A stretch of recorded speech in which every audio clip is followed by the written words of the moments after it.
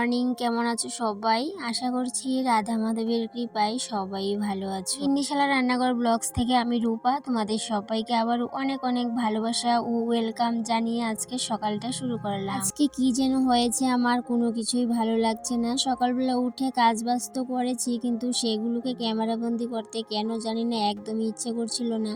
সেই জন্য সকালে যে কাজগুলো করেছিলাম, বাসি কাজ, রান্নাঘরের টুকটাক কাজ, সেগুলো কোনো কিছুই ক্যামেরাবন্দি করা হয়নি। স্নান করার পর যখন একটু ফ্রেশ লাগছিল তখনই কিন্তু ক্যামেরাটা অন করলাম।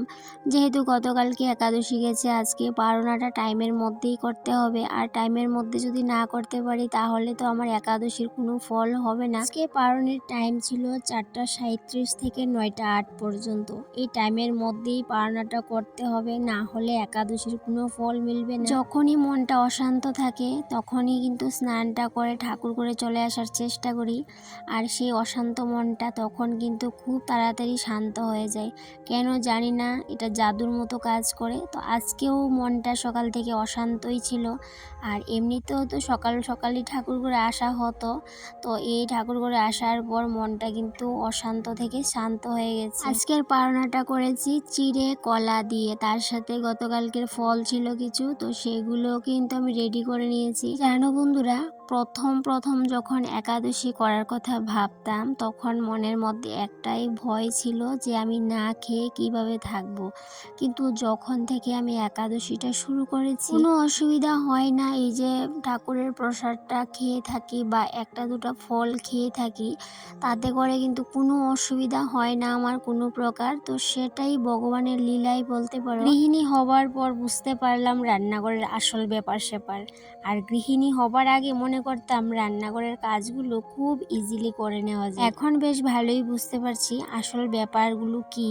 তো যাই হোক, এদিকে নিজের জন্য একটু মুড়ি নিয়ে নিলাম, আর সেই সাথে দুধ আর 1 পিস কাঁঠাল নেব। বেশি নেব না, যেহেতু কাঁঠাল খাওয়াটা আমার নিষেধ, সেই জন্য 1 পিস কাঁঠাল। তো এইদিকে আজকে রান্নাঘরের কাজগুলো করতে আমার একদমই ইচ্ছে করছে না, কোনো কাজ করতেই একদম ইচ্ছে করছে না। মনে হচ্ছে সারাদিন শুয়ে বসে কাটিয়ে দিই। সত্যি কথা বলতে আজকে তেমন কোনো কাজবাজ করব না, একদম খুবই সিম্পলি রান্নাবান্না করে গিয়ে আমি কিন্তু কিছু সময় শুয়ে থাকবো, কারণ শরীরটা কেন জানি না আজকে একটু খারাপই লাগছে। তবে আমি যদি রান্নাঘরের কাজ বা সংসারের যে কোনো কাজ যদি নাও করি, কোনো কিছু হবে না, কেউ কিছু বলবে না, কিন্তু নিজের তাগিদেই করতে হবে। যেহেতু ছেলে আছে, হাজব্যান্ড, ওদেরকে খাবারটা রেডি করে দিতে হবে, সেই জন্য নিজের তাগিদেই বলতে পারো সংসারের কাজগুলো করি। আজকের রান্নাবান্না খুব সিম্পল। এদিকে ডাল বসালাম ইন্ডাকশনে, আর বেগুন ভর্তা, ভাত, বেশ এটুকুই। তারপরে কিন্তু গিয়ে আমি শুয়ে থাকবো। এদিকে আজকে রান্নাঘরের কাজ বলো, সংসারের কাজ বলো, কোনো কাজই করব না, শুধুমাত্র রান্নাটাই করব। কেন বন্ধুরা, তোমাদের সাথে একটা কথা শেয়ার করব, সেটা তোমাদের সাথে হয় কি না একটু বলো তো। এই যে সংসারের কাজগুলো যেদিনকে এলোমেলো হয়ে থাকে সেই দিনকেই বাড়িতে অতিথি আসে। তবে আজকে অনেকটা ভয় করছিলাম, তো আজকে তো সংসারের কোনো কাজই তেমনভাবে করব না, তো করা হয়নি। তো আজকে যদি অতিথি আসে তো কি হবে ব্যাপার। গত কিছুদিন আগেও এমন হয়েছে, যেদিনকে আমি আলসেমি করে শুয়েছিলাম, ঘরের কোনো কাজকর্ম করিনি গুছিয়ে, সেদিনকেই বাড়িতে অতিথি আসলো। তখন যে একটা অবস্থা হলো আমার, কি বলবো, সেটা আর কাউকে বোঝানোর মতো না। তো সেই কথাটা মনে পড়লে এখনও কিন্তু খুবই খারাপ লাগে। তো সেটাই আজকেও ভাবছিলাম যে আজকেও তো ঘরের কাজগুলো অনেকটাই এলোমেলো হয়ে আছে, আজকেও না অতিথি চলে আসে। তো ঘর দুয়ার গুছিয়ে রাখি, কিন্তু মাঝে মধ্যে কিন্তু এলোমেলো হয়ে থাকে, কারণ আমরা তো মানুষ, আমরা কিন্তু সবসময় গুছিয়ে রাখতে পারি না। এলোমেলো হবেই, সেটাকে আবার প্রত্যেক দিন কিন্তু ডেইলি রুটিনে আমাদের গুছাতে হবে। জানো বন্ধুরা, আজকে রান্নাঘরটাও না অনেকটাই এলোমেলো হয়ে আছে, আর এই এলোমেলো রান্নাঘরটা তোমাদের দেখানোর সাহস আমার কেন জানি না হচ্ছে না।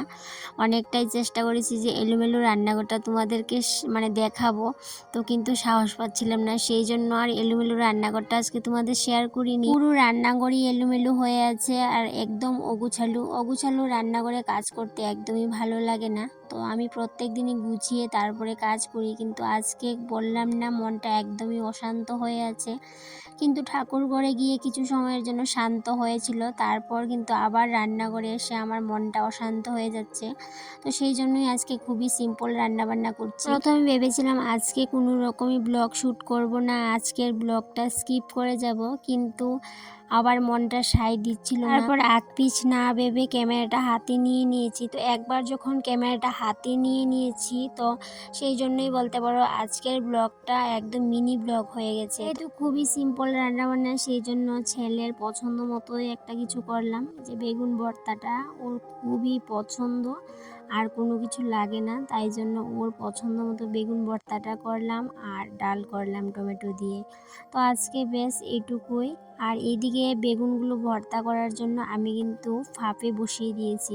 যদি জলের মধ্যে বেগুনগুলো সিদ্ধ করি তাহলে তো একদম পানসা হয়ে যাবে, সেই জন্য ভাপে বসিয়ে দিলাম। ভাপে দিয়ে বেগুন ভর্তাটা করলে আর পানসা হবে না, তবে হ্যাঁ বেগুন পোড়া দিয়ে যে ভর্তাটার টেস্ট সেটা কিন্তু অন্যরকম, আর ভাপে দিয়ে ভর্তাটা করলে সেটার টেস্ট অন্যরকম। বেগুন ভর্তাও কত রকম করা যায় বলো তো। বেগুন পোড়া দিয়ে ভর্তা করা যায়, বেগুন বেটে ভর্তা করা যায়, তারপর বেগুন ভাপে বসিয়ে করা যায়, অনেক রকম বেগুন ভর্তা করা যায়, কিন্তু সবগুলো ভর্তার টেস্টে কিন্তু আলাদা আলাদা রকমের হয়। গতকালকে যে নারকেলটা ঠাকুরকে দিয়েছিলাম কুড়িয়ে, আর অনেকটা নারকেল ছিল, সেটাকে ফ্রিজে রাখতে ভুলে যাওয়ার কারণে পুরো রাত এমনিতেই ছিল আর কেমন জানি একটু লালচে ভাব হয়েছিল।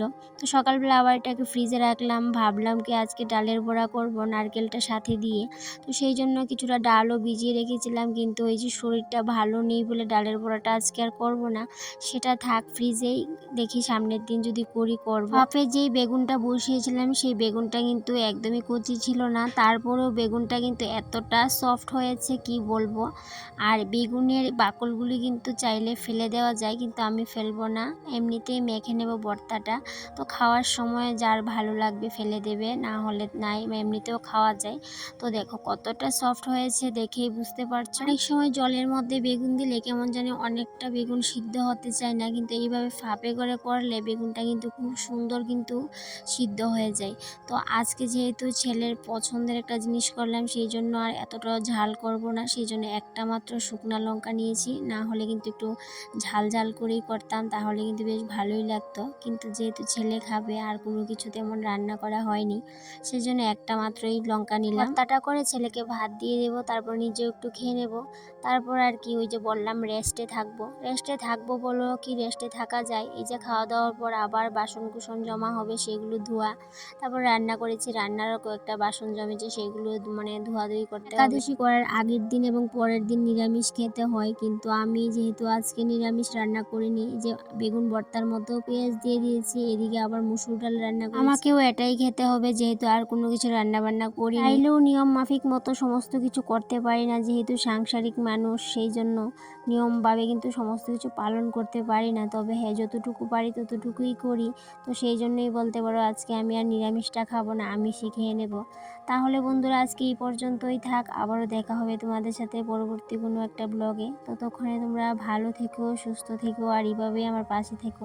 তাহলে বন্ধুরা আজকে আসি, আবারও দেখা হবে, টাটা।